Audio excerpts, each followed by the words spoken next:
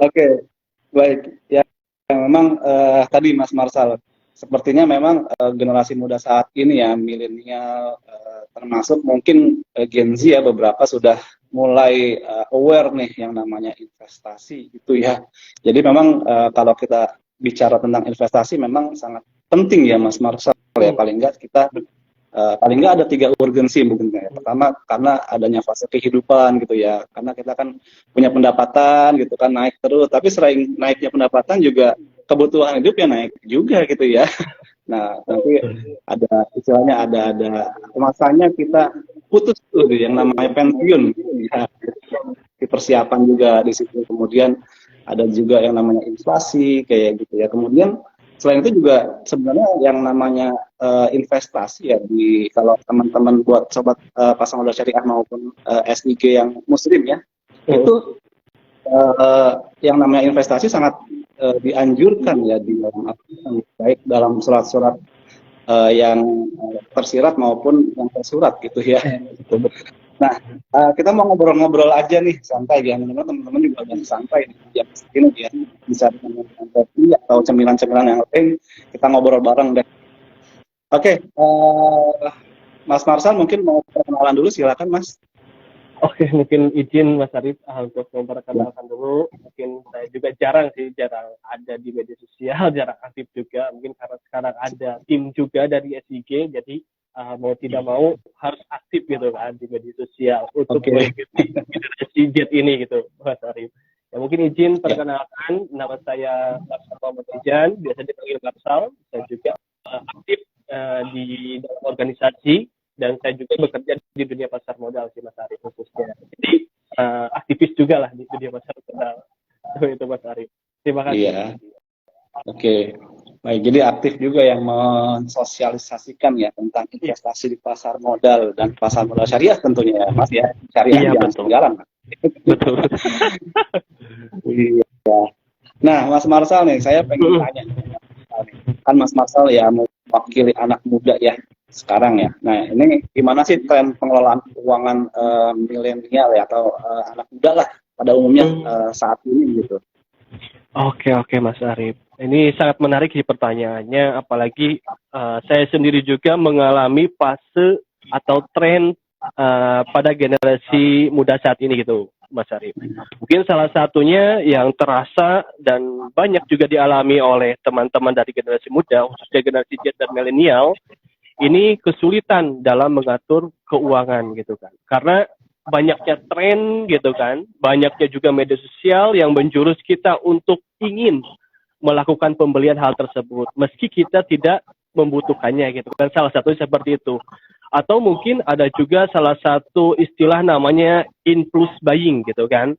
Atau pembelian yang tidak terencana nih gitu kan. Misalkan contoh, saat jalan-jalan ke tempat kopi, nongkrong, atau ke mall gitu kan, kita tujuannya hanya ingin membeli baju gitu kan, tetapi saat melihat diskon, saat melihat tren gitu kan, mau tidak mau kita membeli juga gitu Mas.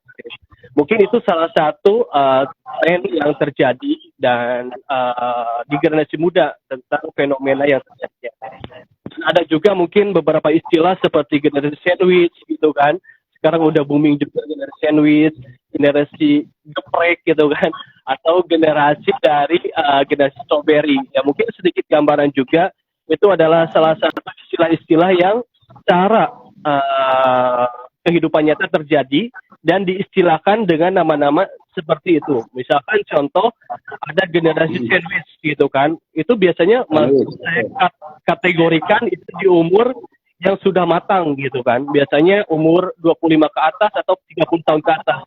Ya di mana secara pendapatan itu sudah stabil, tetapi dari segi tanggung jawab itu masih ada yang harus dipenuhi. Misalkan contoh ada kedua orang tua yang harus dipenuhi. Nah, sebelumnya belum mengetahui tentang financial freedom gitu kan. Atau dengan masa depan yang harus dipenuhi. Itu mungkin salah satu istilah dari generasi sandwich. Ada juga generasi geprek, Mas Arif, yang biasanya sedang dialami oleh generasi saya gitu kan. Tahun 90-an atau 98 ke atas, ini mengalami namanya generasi geprek gitu kan. Yang dimana pendapatan belum stabil stabil, tetapi pengeluaran sudah banyak gitu kan. Misalkan contoh, saya mengalami pendapatan di gaji saja, tetapi secara pengeluaran saya harus kuliah, saya harus mengikuti sertifikasi, saya harus mengikuti lain-lainnya, sehingga itu disebut dengan generasi geprek, Mas Arif, yang sering sudah tren di kalangan saat ini. Nah, yang terakhir ini cukup menarik juga bagi generasi Z ataupun yang muda, ada namanya generasi strawberry gitu kan, atau yang sedang trennya dulu pernah ada status mahasiswa yang biasa merasa keluh kesah dengan kegiatan di tempat kampusnya, banyaknya tugas, banyaknya kegiatan dan lain-lainnya, sehingga membuat secara mentalnya rapuh. Itu mungkin Mas Arif yang sedang terjadi atau fenomena di generasi milenial saat ini. Jadi bagian keuangan gitu kan yang terjadi. Nah, itu pasti kan ada masalah-masalah yang timbul ya dari kondisi yang seperti itu ya. Umumnya nih Mas, nih kalau kita mau tahu juga nih kalau di generasi muda saat ini permasalahan keuangannya yang sering sekali timbul ya dari generasi itu seperti apa tuh? Kira-kira dari generasi sandwich gitu kan, geprek, strawberry, bahkan sandwich pun ada yang double sandwich Mas gitu. Kadang-kadang udah menikah, yang orang tua yang sananya juga ternyata harus dihidupi juga gitu ya, selain menghidupi orang tua sendiri gitu. Kadang-kadang seperti itu. Nah itu kira-kira permasalahan keuangannya kan pasti ada karakter tersendiri ya di antara generasi itu. Nah itu seperti apa Mas Marsal kira-kira kalau menurut Mas Marsal? Iya, betul Mas Arif ya. Mungkin salah satu yang terjadi juga tentang masalah tersebut, tentang keuangan khususnya dalam pengelolaan juga. Mungkin yang pertama itu yang paling penting. Yang pertama mungkin dari segi pendapatan itu harus diukur juga dan digambarkan dari mana pendapatan kita akan diperoleh, misalkan dari kerja, bisnis dan lain-lainnya. Selanjutnya juga yang paling penting itu yang agak sulit itu meremehkan tentang namanya budgeting gitu kan, ataupun perencanaan keuangannya gitu kan, atau pemetaan keuangannya. Kadang banyak juga pengeluaran yang tidak diduga. Maka dari sisi budgeting juga biasanya saya suka mengalokasikan mana kebutuhan saya, mana dana darurat saya, mana dana investasi saya. Mungkin itu secara minimalnya itu dapat dilakukan. Dan selanjutnya dari segi permasalahan dari generasi milenial ini, yang pertama minimnya ketertarikan dalam sektor keuangan ataupun dalam dunia investasi, Mas Arif. Itu mungkin salah satu yang terjadi. Kenapa tadi yang sudah menikah masih mengandalkan orang tua, mungkin dari segi persiapan juga itu belum dipersiapkan untuk kebutuhan dia menikah. Mungkin salah satunya dengan berinvestasi seperti itu. Seperti itu, Mas Arif. Oke. Jadi ya itu ya, karena belum siap ya, dan belum cukup ilmu mungkin ya sebelum.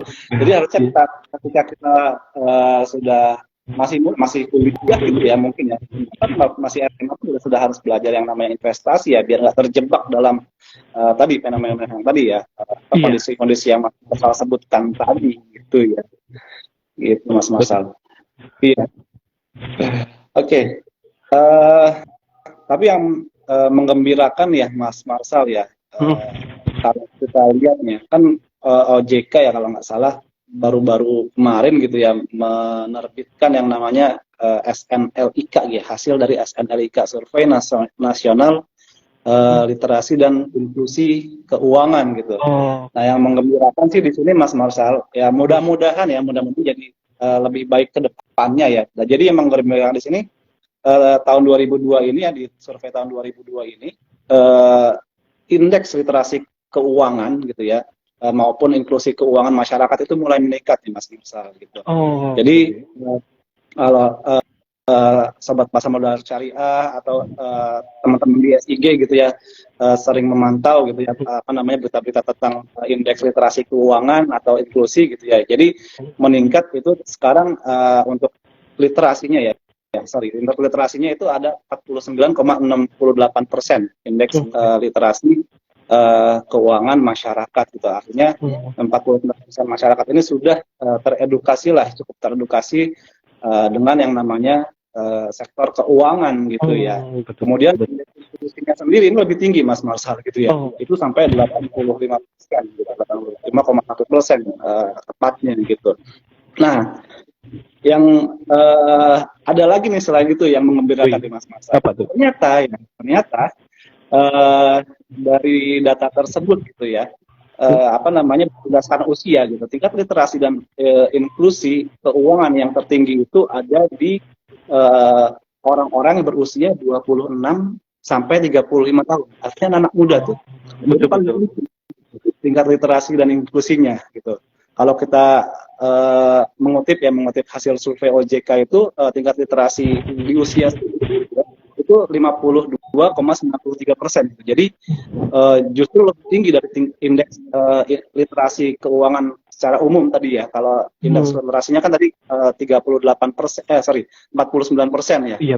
Nah ini untuk usia yang 26 sampai 35 itu tingkat literasinya sampai 52% lebih artinya gitu. Begitu juga tingkat inklusi gitu.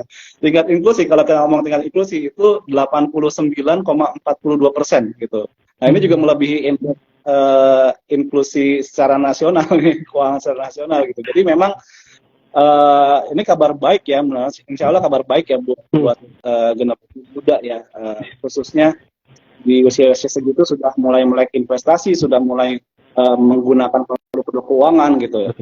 Mudah-mudahan kedepannya generasi muda Indonesia ini bisa lebih baik ya dalam hal mengelola keuangan. Gitu. Iya, betul Mas Arif. Mungkin ada sedikit tambahan juga Mas Arif tentang kondisi gitu kan, peningkatan tadi inklusi dan selanjutnya literasi gitu kan. Biasanya mungkin Mas Arif ada juga mungkin berita tentang berapa banyak gitu kan peserta ataupun investor generasi muda yang ada di pasar modal. Mungkin itu sedikit gambaran juga biar ya teman-teman dari generasi milenial ini lebih percaya juga gitu kan untuk berinvestasi. Apakah udah banyak enggak gitu kan di pasar modal untuk berinvestasi? Takutnya cuma yang tua doang gitu kan. Takutnya yang tua doang gitu kan. Itu mah kurang zaman lah, takutnya gimana mungkin. Mungkin ada informasi juga Mas Arif tentang pertumbuhan dari generasi milenial di pasar modal bagaimana sih Mas Arif?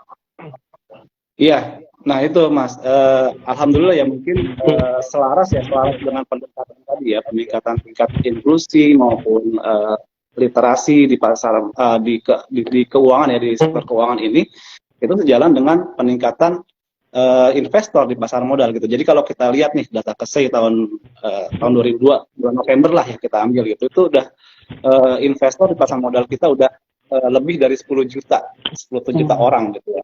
10.150.000 sekian lah gitu ya. Nah itu. Nah dari 10 juta orang itu gitu ya, 81%-nya lah, 80% lebih lah kita bisa sebutkan lah ya, 80% lebih itu merupakan investor-investor yang usianya di bawah 40 tahun, Mas. Gitu. Jadi dari 10 juta itu 8 jutanya itu anak muda. Artinya apa? Artinya investor kita di pasar modal itu didominasi oleh anak-anak muda. Gitu. Jadi itu juga hal yang menggembirakan juga gitu. Meskipun ya kalau kita lihat aset ya pastilah yang di atas itu ya yang lebih banyak asetnya ya. Karena kita masih merintis ya. Umur-umur merintis ya maklum lah gitu. Tapi ini istilahnya kabar baik ya, pertanda baik lah istilahnya gitu. Kita sudah mulai namanya investasi gitu, kita. Itu Mas Marsa. Oke. Jadi teman-teman SDK juga biar lebih semangat juga bahwa ya di investor di pasar modal tuh bukan yang tua-tua tapi ya yang muda gitu kan. Nah mungkin ini sebagai pewaris juga mungkin ya Mas Arif untuk kedepannya bahwa pasar modal ini yang nerusin ya anak-anak muda gitu kan untuk mengembangkannya dan lain-lainnya, khususnya mungkin di pasar modal syariah yang melanjutkan siapa ya tidak lain ya anak-anak muda atau anak-anak milenial pada saat kali ini.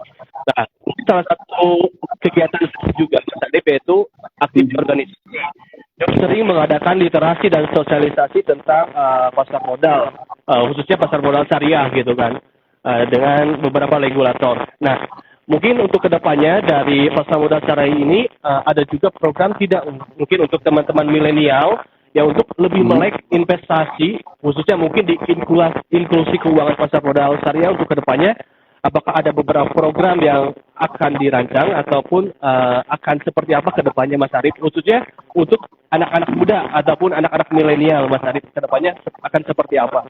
Mungkin ada sedikit bocoran dari Mas Arif. Iya, ya pastinya kalau kegiatan kita rutin ya. Setiap tahun pasti kita rutin mengadakan kegiatan seperti ini nih, kolaborasi dalam rangka edukasi pasar modal syariah gitu ya.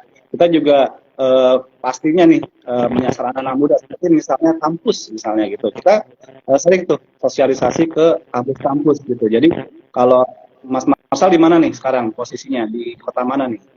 Di UI Depok, Mas Arif. Oh di Depok, Iya. ya di Jakarta ya, Pak Jabodetabek itu kita cukup banyak ya, khususnya sebelum pandemi ya kita banyak sekali kegiatan-kegiatan offline ya. Kita dulu ada yang namanya bincang santai investasi syariah, BSIS kalau teman-teman mungkin pernah ikut gitu. Kemudian ada kopi darat pasar modal syariah itu. Kita istilahnya ajak nih teman-teman siapa yang mau belajar tentang investasi syariah, yuk kita bareng-bareng kumpul di satu tempat gitu ya. Kita undang nih pelaku-pelaku industri ya seperti perusahaan efek, kemudian juga MI manajemen investasi gitu ya. Itu kita undang juga tuh biar apa? Biar teman-teman selain belajar tapi juga langsung bisa praktek gitu. Gitu. Ya jadi apa namanya nggak cuma satu sisi aja kita sharing enggak gitu. Tapi teman-teman juga bisa setelah sharing bisa bertanya juga nih langsung nih main ke booth-boothnya teman-teman industri gitu ya, ngobrol-ngobrol gimana secara investasi, gimana cara bicara kami itu yang penting yang dibutuhkan teman-teman itu biasanya gimana sih caranya gitu. Kalau teman-teman bisa langsung pakai aja ke bagus harus di-upgrade itu dan banyak ada sekitar 80 kegiatan lebih lah ya untuk 2022 itu jangkauannya udah bisa 120 ribuan orang itu bisa yang apa istilahnya yang terjangkau oleh edukasi kita selama 2022 ini aja gitu. Belum 2021, belum 2020 nah itu setiap tahun pasti kita adakan. Nah, untuk kedepannya ya insya Allah tetaplah kita akan adakan kolaborasi dengan berbagai pihak ya termasuk S3 mungkin nanti gitu kan. Mungkin kita bisa adakan kegiatan offline ya selain online gitu Mas gitu. Tapi juga dengan komunitas lainnya.